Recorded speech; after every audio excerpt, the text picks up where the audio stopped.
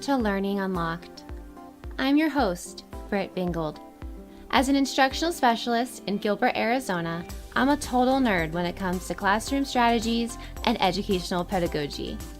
Educators are the key holders to unlocking learning for students. So today, as always, my goal is to provide you with resources and tools, the keys, to enable and accelerate learning for all students. Thanks for joining me today. Let's get started.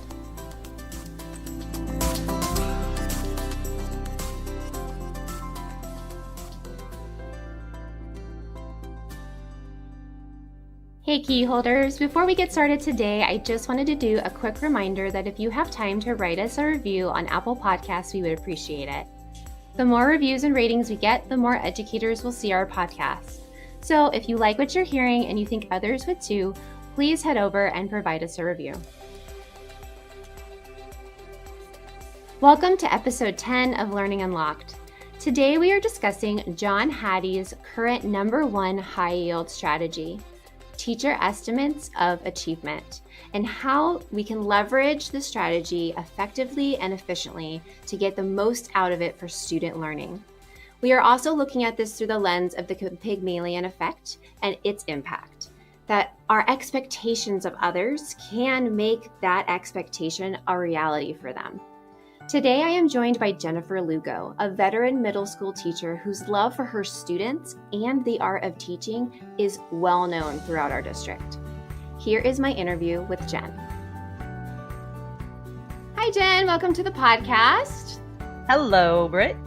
Thanks for joining us today. Can you just give us a quick overview for our listeners just about who you are, what you teach, and why you love teaching, why you love what you do?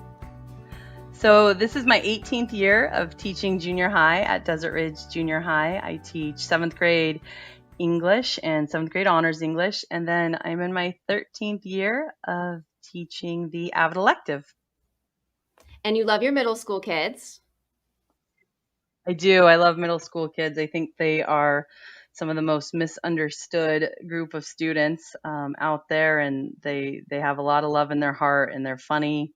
And I look forward to seeing them each day because it's always something new. And they teach me a lot as well, especially about popular culture. Oh my gosh, I feel so out of touch now that I'm out of the classroom. Like kids are in champion sweatshirts and I'm like, why? Why are we in champion sweatshirts? Like I don't understand. They're back. I know, right? Everything's back and I feel so out of touch. But I love that you love that age group because they are a misunderstood age group, I think. And they go through a lot during those transitional years. I mean, so that you can love on them, I think is probably what they need most. I know you teach them English, but I think that age group definitely needs the love and support of their teachers and the understanding because it's a tough time to be a kid. I think it's maybe when they are getting into a little bit more social media and all of that type of thing. And it's just, I can't even imagine. My daughter's 8 and I'm kind of dreading the 13, 12 age range. I hope things are good for her when she gets there. No, you nailed it. I think that it's a tough time in their life and they need a lot of love as they kind of figure out who they are. And they need help just, finding their confidence.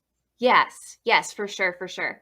So, okay, that's actually the perfect lead in because we're going to be talking today about John Hattie's research and just a little bit about how he has a new kind of #1. And that's why we like his research in our district is because it does shuffle and move. And it does, kind of help teachers navigate what are the high yield strategies that are going to give them the most bang for their buck in their classroom, because we know teachers are just busy. They don't have a lot of time to do a lot of the research. And so for us to be able to look at, okay, what's that above that 0.4 hinge point? What really matters? What gets students to get to those learning targets, but also just help them as a person in general as a whole? I think that's awesome. So, we're tackling today the number one, which is teacher estimates of achievement in their students, which is basically that having them have that great expectations. And so we're going to kind of see it through the lens of the Pygmalion effect. Can you basically kind of give us an overview of that? And how did you kind of stumble upon this power of expectations that you kind of researched? Absolutely. So my mentor Wendy encouraged me to take a look at teacher estimates of achievement. And when I started doing research, I didn't find a ton of information. Maybe because it's kind of the new number one, it's not as well published as some of the other items on Hattie's list. And when I started digging deeper, I learned about the Pygmalion effect. Obviously, it's based on the name, at least, is based on a Greek myth. But what this led me to was some research done by Rosenthal and Jacobson, I think in the 60s, where they informed teachers of 20 students in the school who they had identified through testing that would have just this amazing potential, for intellectual growth, and that they would really bloom throughout the school year. But unknown to these teachers, these students were just picked randomly. And Rosenthal and Jacobson ended up testing the students at the end of the school year, and they scored significantly higher. So this research is kind of about um, the expectations teachers had for these students based on essentially false information that was given to them, but they kind of believed these students were better, and they were. Because they believed it. Yeah, it was like that placebo effect of testing, right? Absolutely.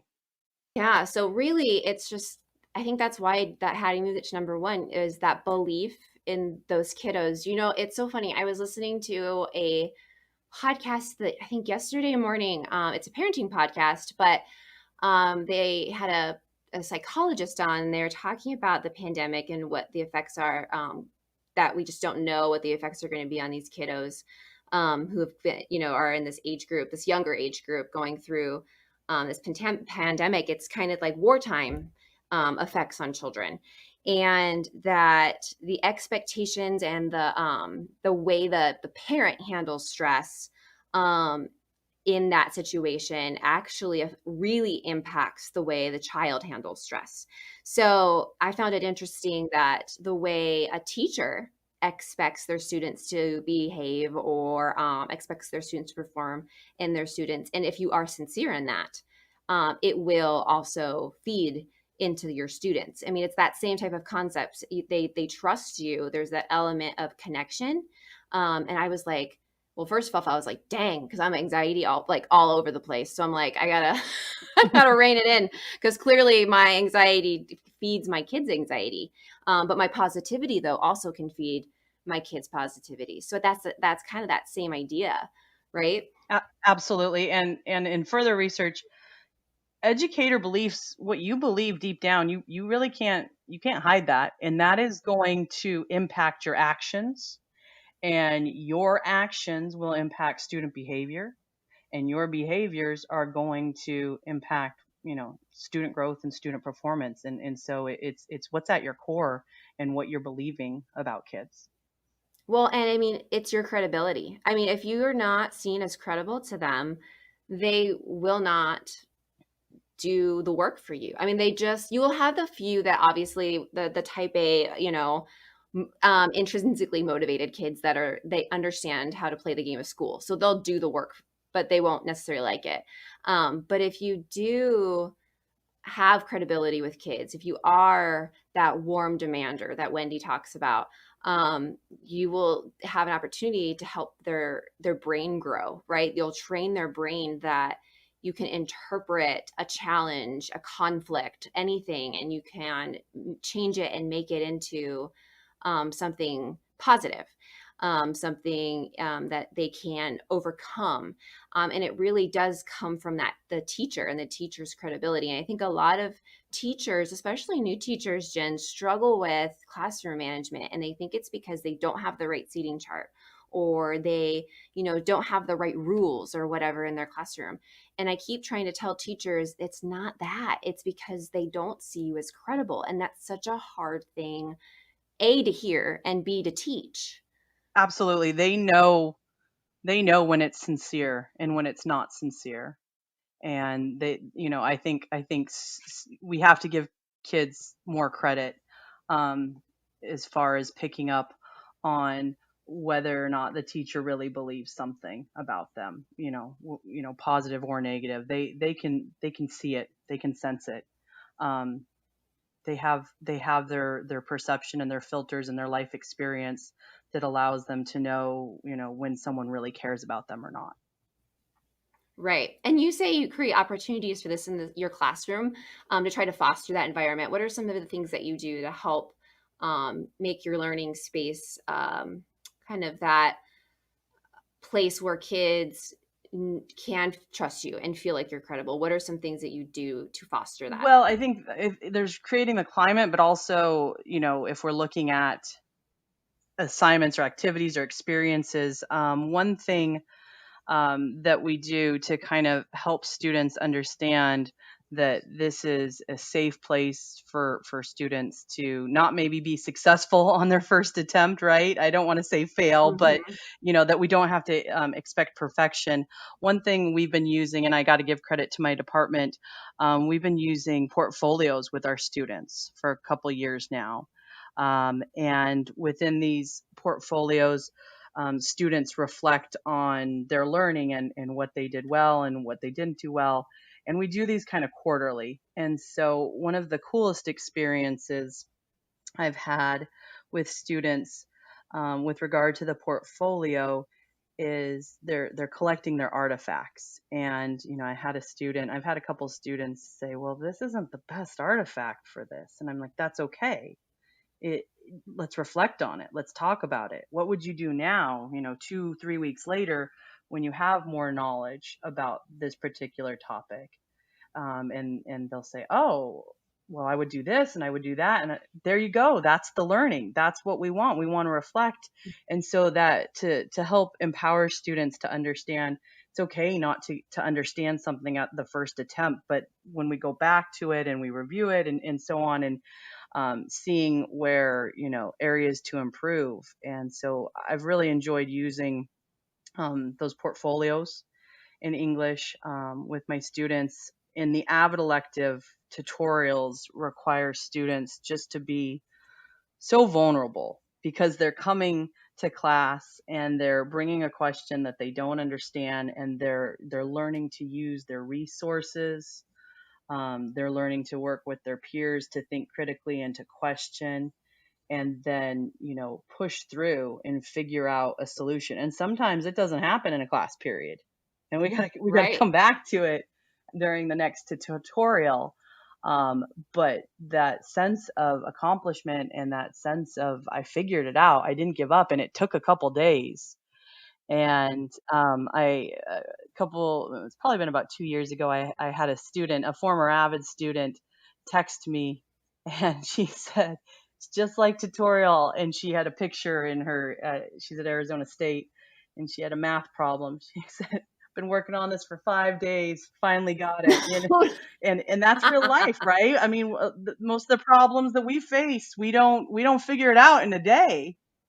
No, we're doing it right now. I mean, we just did it. We're doing remote learning, and we had to figure Yeah. we like literally picked our kids up from spring break, and that was it. Hmm. I mean, it was just like, well, this is what we're doing now. And I want to go back really quickly to portfolios because okay, so I had this period of time where I did portfolios and I sucked so bad at them. Like I just was like, yes, we're doing portfolios this year.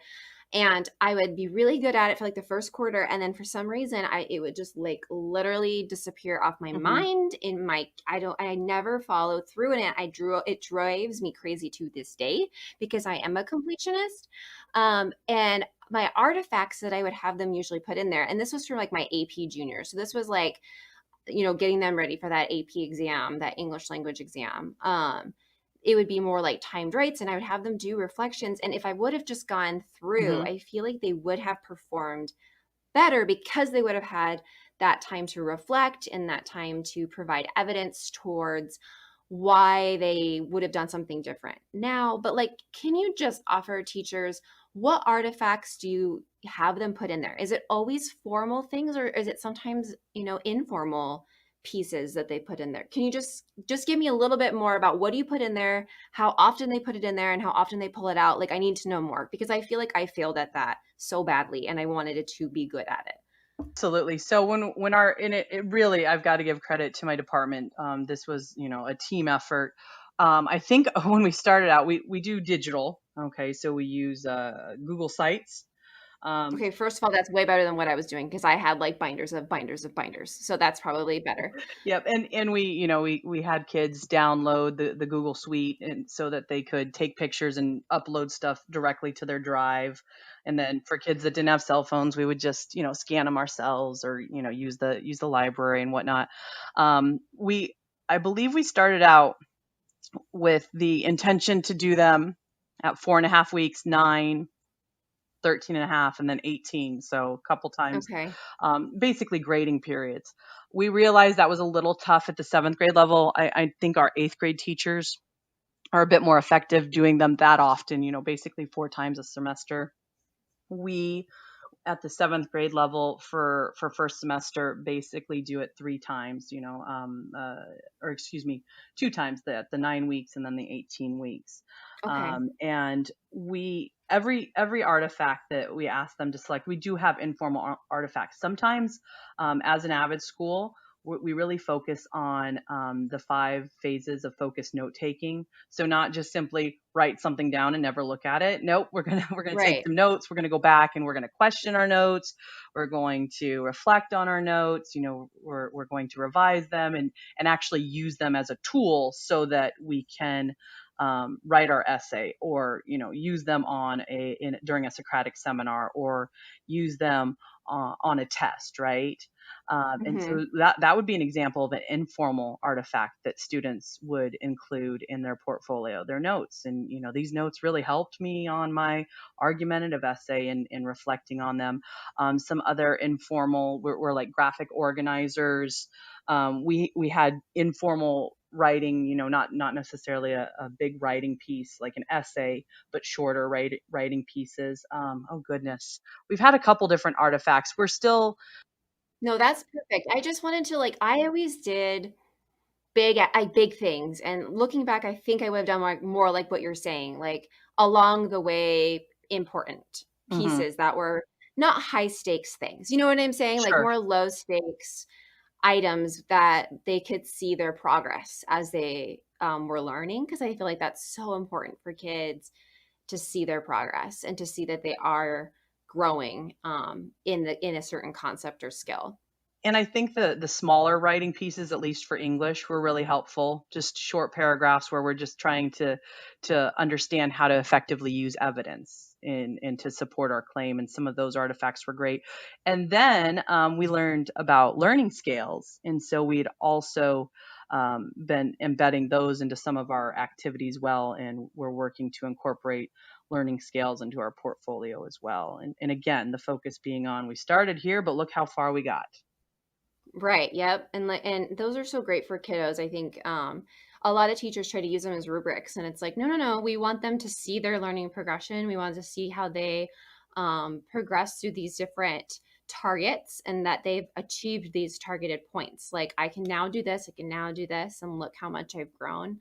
I think that's awesome. I think those are all great strategies. Do you do interactive notebooks a lot? Because I've seen some really great interactive notebooks in like science. Yeah, Um, our science department is great. I can't say that with that I do an authentic interactive notebook, not like the Yeah. science department. That's one area that I haven't conquered yet.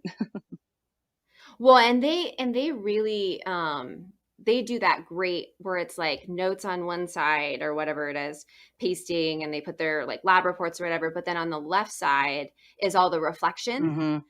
You know, and I love that. I love that it's like that. Then I feel like it's really interactive because I've seen people do the notebooks where it's just, here's my stuff, you know, like my, you know, they'll come back home and it's just, okay, it's just your notes basically. And it's annotated notes. I mean, it's not like they're bad notes, but I love that idea of keeping that other page open for going back and reflecting within the notebook Yeah, the input itself. output essentially in the Yes. reflection piece.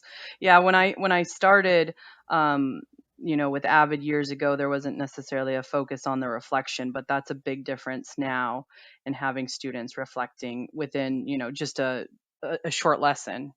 How does this relate to me? Yeah. Because I think as a teacher, even if you did like small group feedback and said, hey, take out your portfolio or hey, take out your notebook or whatever you're doing, that's where you can give them that great feedback. And that's when they see, like, wow, I can do this. And because you brought them to that level because you believed in them, right? You believed that they could achieve that. And they can see it the way, you know, they can kind of see themselves through your eyes, which I think is so important. Absolutely. Yeah.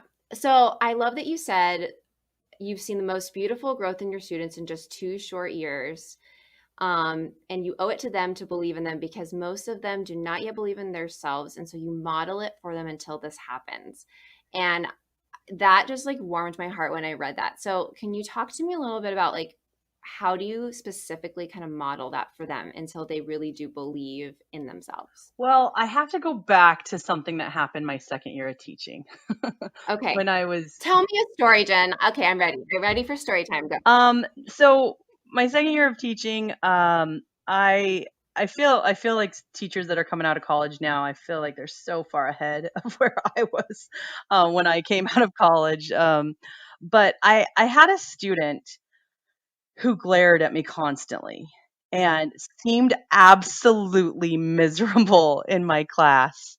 And this student is in the back of my brain every day. And I couldn't figure out, like, there was no, we had no really negative interaction. It wasn't like this was a good student, but just a constant glare, did not seem happy in my class at all. And now I would deal with this much differently than I was, but I was just an insecure teacher at that point, and I didn't really ever approach the student and say how are you doing today, like, and try to figure out why. But they just seemed miserable, and the student obviously returned for 8th grade, and on my birthday, which is towards the end of the semester, this student shows up, and I did see that this student throughout, obviously, her 8th grade year. She would smile and say hi, and I always kind of thought, that's funny. Like, you seemed miserable in my class last year. You really like Yeah, me? and you're still talking to me. So on my birthday, this student made this beautiful handmade card with a long, thoughtful message, and you could have knocked me over with a feather. I mean, this is the last student I would have ever expected to write this card to me, and it was heartfelt.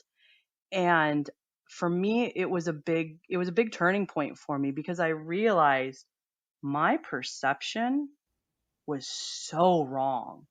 That's not Yeah. how the Mhm. student felt about me. And this student remembered my birthday like a year later, really. Wow. And I was like, wow, I was really wrong. And so it got me thinking, what if I have really wrong perceptions, right? And it Mhm. was kind of just one of those aha moments for me in my teaching career, and also understanding that, kids don't realize that they might not, look like they're enjoying the class, but they really are. So it made me just more aware that we can't assume things, right, about kids. And from that point on, I feel like it just changed the way I think about my students. And I felt like we've got to be really deliberate with the way we talk to kids, and we have to know that they don't necessarily believe in themselves quite yet, like I said earlier, or like you pointed out earlier. And we have to model this so that they do believe in themselves. And sometimes what they're showing us isn't necessarily what they feel on the inside. And then I have to remember that as a teacher, and I've got to make sure that I'm on all the time and I am showing them what they need. Like, that's our job. We're the adults. And if we Yeah. are modeling that for them, then, they're going to pick up on it. It's kind of back to, Rosenthal talking about when we're doing things that we don't even realize, these little cues. Well, and you just have to set that expectation bar high because they will get there. I mean, I always told my kids, and I had older kids, but I just would say, and not much older than your students, but I would say, look, it was like the first day or second day of school, I would say, I need you to fail. And they would look at me like, what? And I think I've said this on the podcast before that it was important for me to let them know that it was not only just okay to fail, but that actually, as a teacher, if they don't fail at things, I don't know how to fix or help, or I don't know how to tweak or adjust to make them successful. Hmm. And so that was like a comfort to them, that it was like it was expected in my classroom that we're not gonna be perfect the first time we do anything in here, because no one's perfect the first time they do anything. And I would talk to them about, like, the first time you got on a bike, like, what? No, we were like falling over. We didn't know what was going on. Like, you have to just expect that there's going to be some struggle in school, and that's good. It expands your brain, it gets everything working. There's a good amount of stress that's kind of going, a good level of stress, right, that's coming through your body.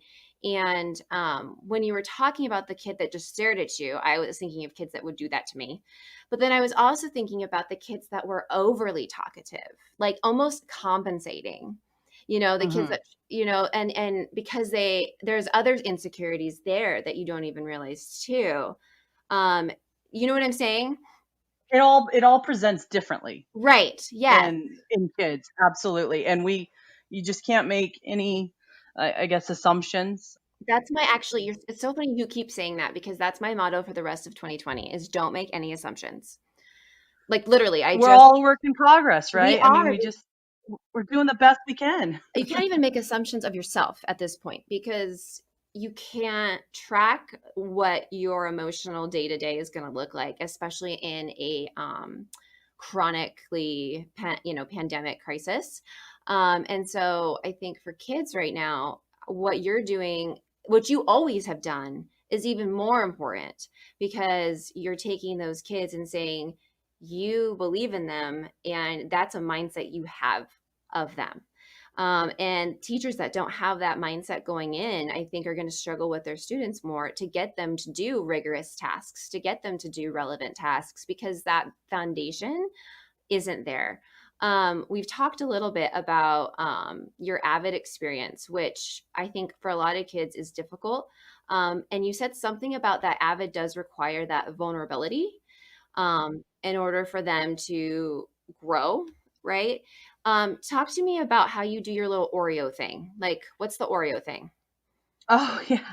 Um, Specifically when I dig into writing, especially with students who are really struggling with writing, and they don't enjoy it, because they don't enjoy it because they haven't necessarily experienced success, and they feel that if I'm not good at it, they might have that mindset that I'm never going to be good at it. I'm sure every math teacher listening is feeling like, yes, because, right? Oh, I know. How many times have we heard someone say, "Well, my parents weren't good," or a parent sometimes saying, "Well, I wasn't good at math, so." Or I'm not a great writer, or whatever it is, right? And it just like becomes the kid's perception of themselves. And you're like, now I have to like undo it. Absolutely. Yeah, I just try first thing I do in feedback, and even in just a sentence construction, like a difficult sentence, like an evidence sentence. Um, First, starting out by, what's I just kind of go good, bad, good, right? And what did you do great here? and looking for something to make build that confidence, and helping them understand that they are good at something within this particular sentence and what we're writing. And then I move into obviously the area that we need to improve on, and help them and give them models of how to do that. And then ending again with a celebration, because I just think when we hear positive, we're so much more likely to take in the constructive feedback to grow. If we just obviously go straight in with the negative, that's hard to get past that, to then even hear what we need to do to grow. So yeah, I always kind of have an Oreo in my mind. I love it. It's 'cause it's like kind of just making sure that you have that, you know, good to some constructive criticism, and ending with I like that you call it a celebration, not a positive, not a hey, that a boy. It's like you really celebrate you learned this skill. Because I would always celebrate that too with kids. When I would have them do attention getters or something, we would throw them up on like a Padlet wall, and they would do them in groups, and we would celebrate, the ones. I mean, kids would look at them and be like, "Group fours is amazing," and I don't know how they did that in 5 minutes. Like all the other groups would just be astounded, right? And we would just Hmm. all be in awe. And kids need those celebration moments. I don't think they're online. For a lot of kids, they're online a lot in their social media. They see a lot of negative, and so I think for us to end on the positive with them and show and model. I love that you said modeling it for them, even though I know you were talking about modeling sentences and modeling papers, which is also a hugely successful instructional practice.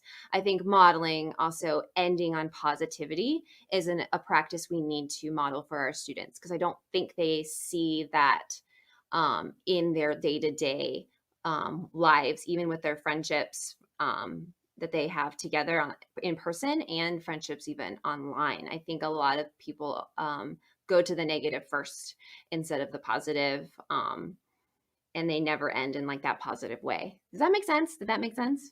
Absolutely. And Britt, this brings me to, I think, the great teachers, the great teachers that I had as a kid, and the great teachers that I know.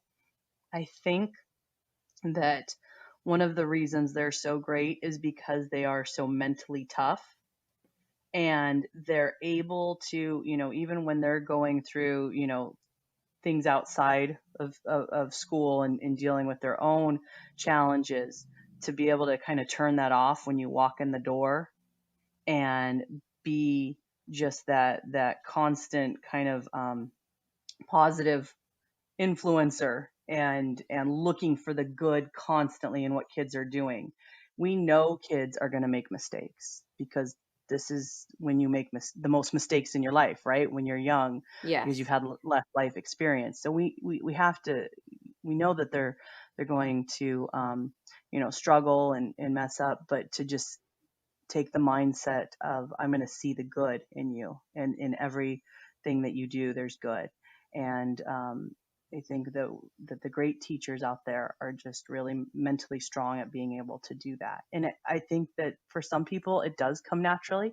I think for others it has to be a choice. This is what I'm going to do for my students. Yeah, you mentioned that you had a conversation with a teacher who you said thankfully is no longer a teacher. But basically, he insisted that this whole idea of this Pygmalion effect, this idea that having a high expectations of students will actually make a difference, was completely false. It like just disturbs you to your core. You were like, this absolutely cannot. You need to get out of the profession. And luckily, Yeah. you said he did. But I also think this is true teacher to teacher. And I've been this person, and I think we've all been in these situations where we really have to check ourselves. Is when we get a new roster of kids and we get a new group, that we just don't listen to the teacher that comes in the door and says, "Oh, well, you have Johnny, and let me just tell you about Johnny." Like they all deserve that fresh start, I feel like. Because just because you didn't jive with Johnny, or maybe Johnny was going through something last year that you had no idea about, he might be really good this year and he could accomplish a lot if I believe in him and I have high expectations of him.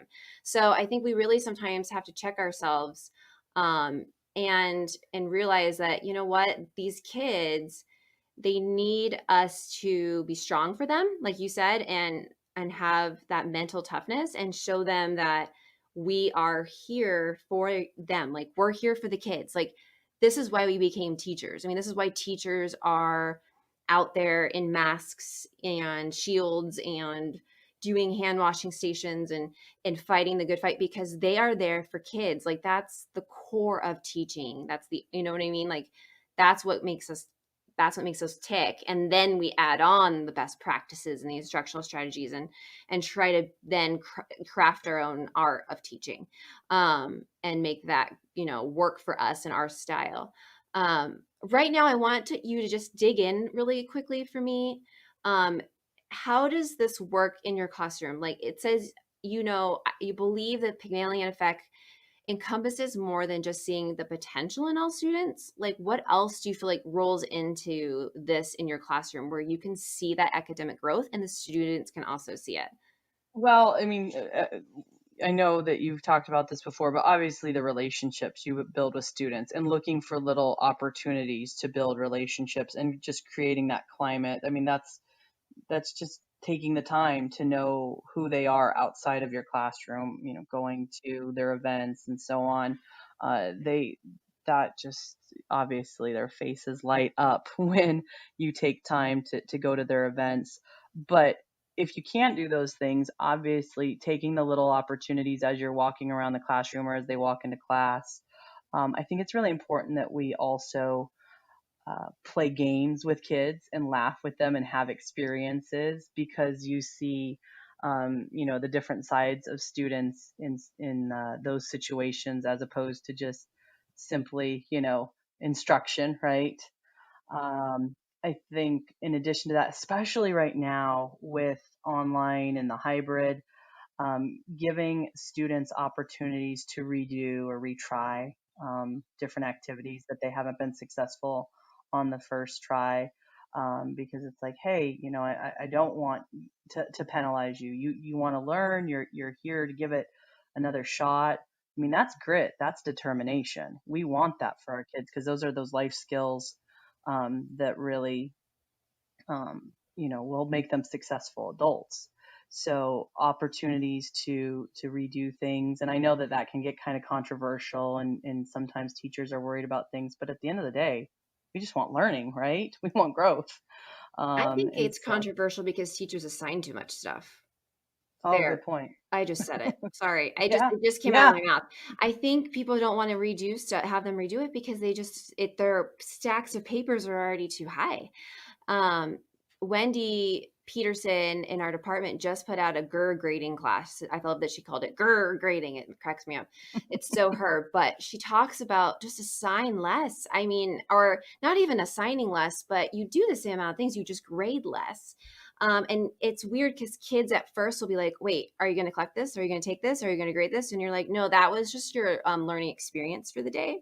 Um, hmm you know what I mean? Like, you don't have to grade everything. And I feel like sometimes that throws kids. But I remember, kids would come in my class and, I'm like, do you want me to put a sticker on it? Like, I don't understand what the problem is. Like, I needed you to do this so that you could grow and learn today. It's not something that I don't think is going to be graded because it is a part of a component that eventually I will grade you on. But I don't think you want me to grade this like the first time you did it. Like, we're going to work on this more, and it was an experience we had to get us to our end product or our performance task or whatever it was. And they would just kind of look at me like, oh, I it's not about the grade. It's yeah, about you learning. learning. Yes. Absolutely. And creating those experiences to learn, and they're messy and at first, and that's okay. Yeah. And I mean, I just did a podcast, and I don't know if people are listening to these in order or not, but I just did a podcast with Julia Salsi, who also works with me in the instructional growth department, that is not my department. What am I? I don't even know where I work. Professional growth department. She's an instructional specialist, but she just created a class called active learning experiences. We were going to call them ALEs. And if you create these for your students, you can not only push them, right, and have this high expectation of all of them, which obviously affects them and makes them think like, oh, I can do this, right?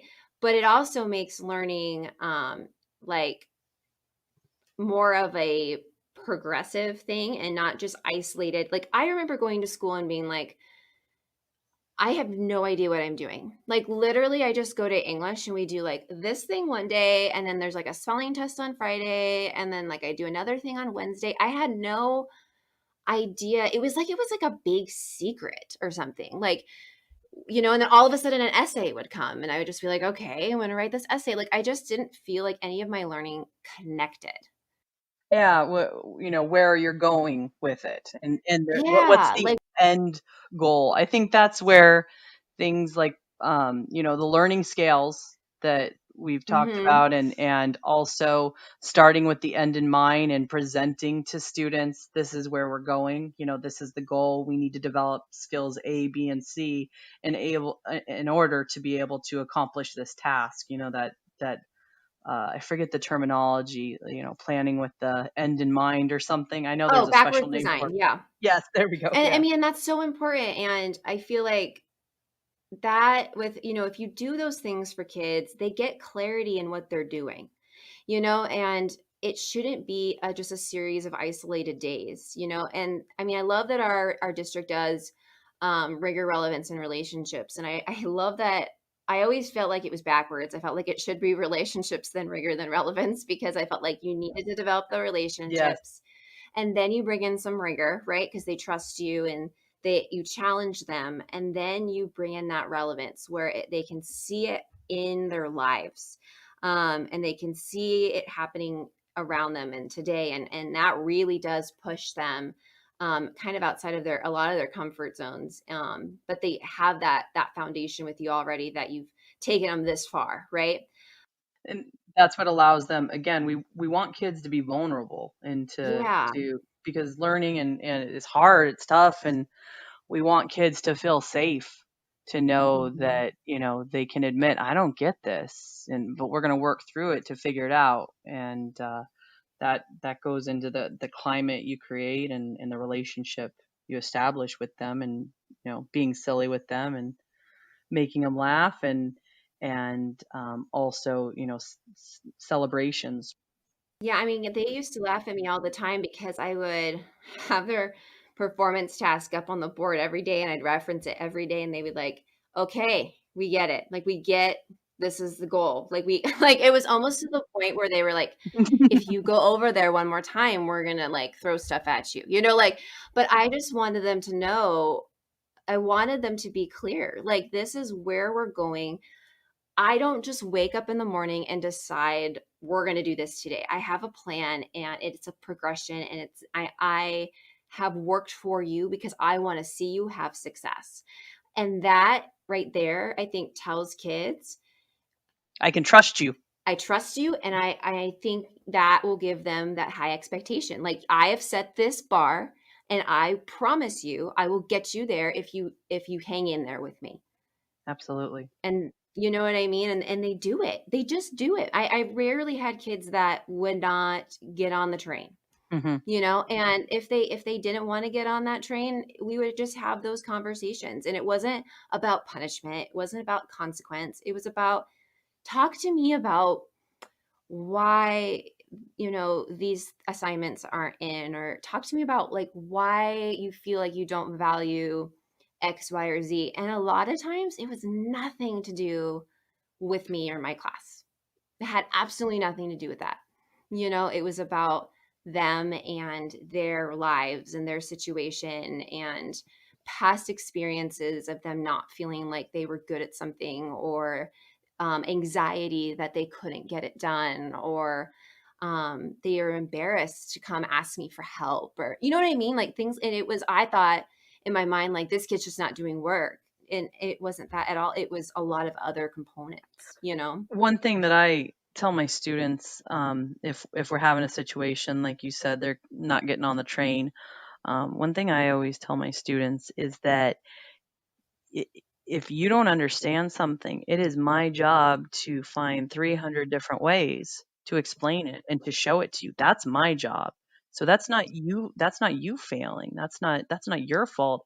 If you didn't understand something, I need to come at it from a different angle to help you to understand these concepts. And I felt like when I say that to a student, that kind of puts them at ease. They're like, "Oh, okay, there's nothing wrong with me. It's just, we need to try it a different way and look at this from a different lens and present it in a different way, or try manipulatives or a different model, whatever it is in the content area that you're teaching."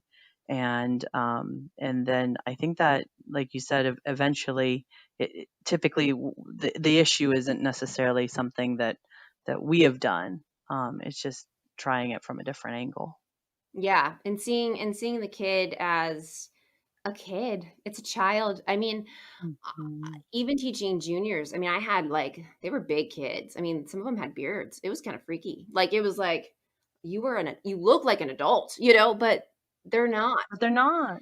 Yeah. and their brains aren't fully developed yet, and their struggles are just like our struggles as adults. I mean, think about how many adults have this hard time of being vulnerable and trying to grow and facing difficulty in their job and having to struggle to accomplish that. I mean, these are life situations that happen in our classrooms, and for some reason we expect them to just be on their best behavior all the time. And to be honest, I am not on my best behavior all the time. There are days where I am 100% there and ready to go, and there are days where I am like, what is going on? I just cannot get it together, and I think we need to allow that to happen in our classrooms sometimes. It's you kind of have to have that space where, I mean, obviously it's not okay for kids to be like sleeping and laying on the ground and not paying attention, and that's not what I'm saying.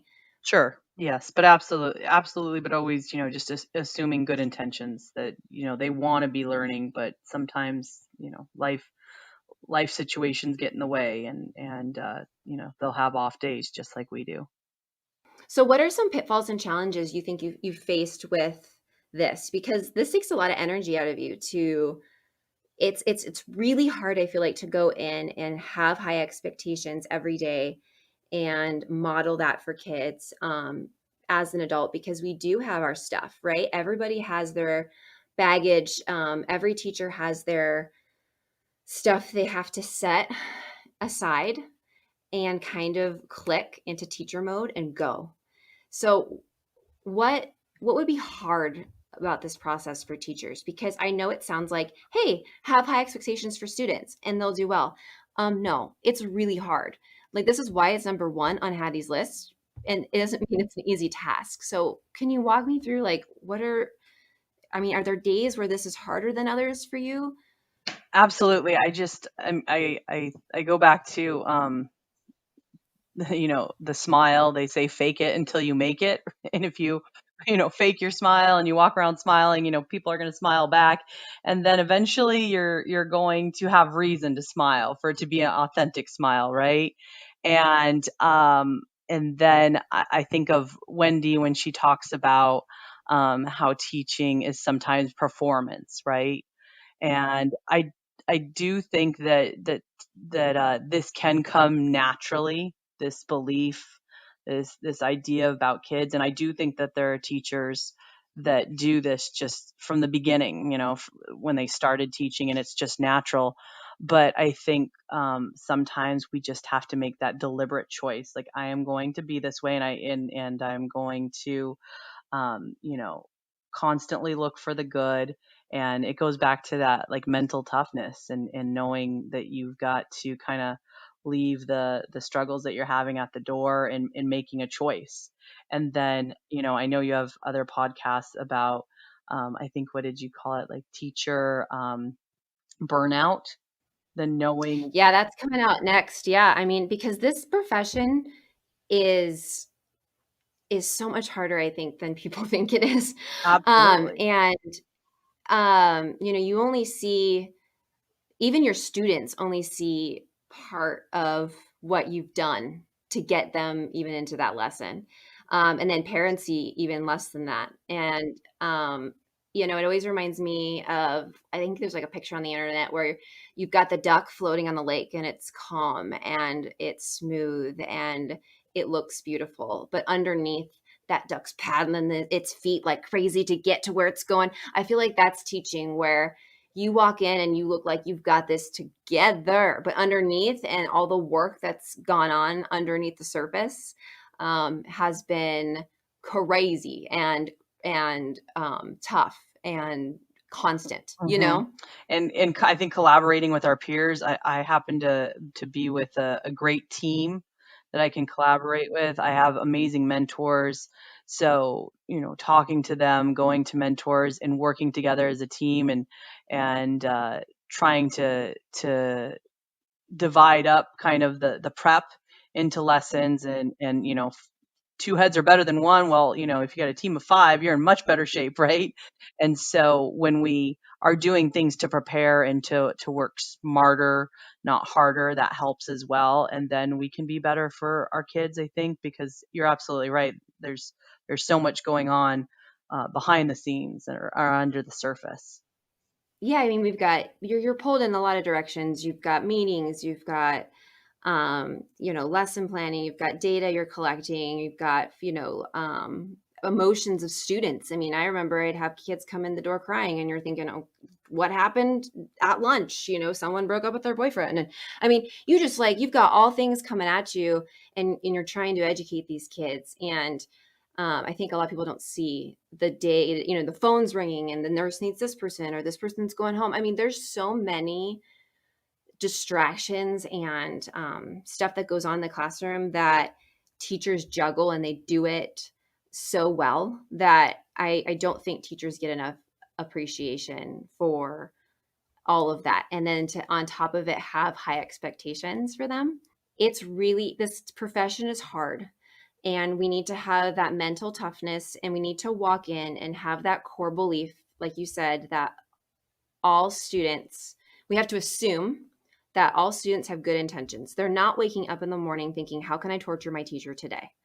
And if we go in with that mindset and that mental toughness, and we have fun with them and we be silly and we enjoy them as people who are growing and struggling and learning, I think the profession is then more manageable and less anxiety inducing.